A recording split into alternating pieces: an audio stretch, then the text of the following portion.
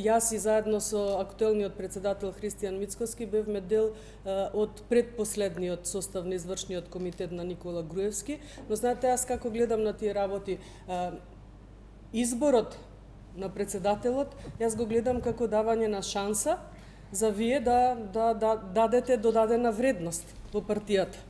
Ние сме ја прифатиле таа шанса и сметам дека сме оправдале довербата која што сме ја добиле, и таа позиција никако не ја гледам кога некој ќе ве избере и ќе ви додели шанса, дека треба тоа да го свати како дека има и врз вас влијание утре или ве поседува на некој начин и може да повлијае на вашите ставови, мислења. Актуелната состојба е да двајцата бивши председатели на ВМРО ДПМ, на едниот отворено, едниот еве дознавме тајно, работеле против партиските интереси. Во моментов, ако целта е, без разлика дали на Груевски, на Али Ахмети или на Социјалдемократскиот сојуз, на Македонија да ја разнишаат пратеничката група на ВМРО ДПМН и коалицијата, многу се лажат, напротив. СДСМ како партија од секогаш носела и храбри одлуки. СДСМ е единствената партија која што својот председател го бира на непосредни избори, каде што сите членови гласаат, и тоа покажува за големината на партијата и за големината на носењето и на одлуки, но и на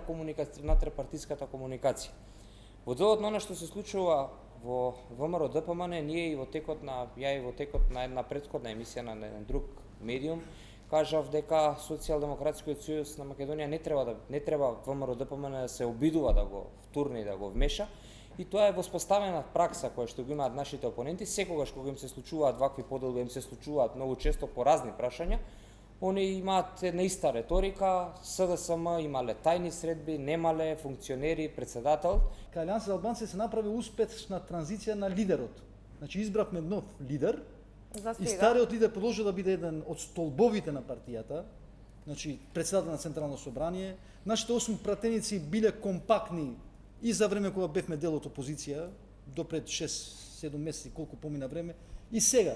И затоа реков, легитимно е прашањето, пошто епистемолошко се наклоните и вие да верувате дека такви нешта се случуваат и кај нас.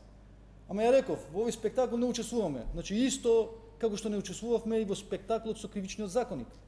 Значи имаше една тенденција да се префрли вината кај министерот за правда, дека тој можел да блокира, и на вистина, за волја на вистина, тој блокирал неколку месеци, пошто ми има кажано уште пред неколку месеци дека има тенденции и барања кон него да го процесира овој закон, и да дојде до една точка кој што стварно веќе ние како ние немаме механизми кога сите страни се заинтересирани да помине тој закон. Значи тој закон може да го предложат и пратеници. Значи дојдовме до точка се повлековме. И кога се повлековме, ние јасно и експлицитно изјавивме дека нашите 8 пратеници нема да гласаат.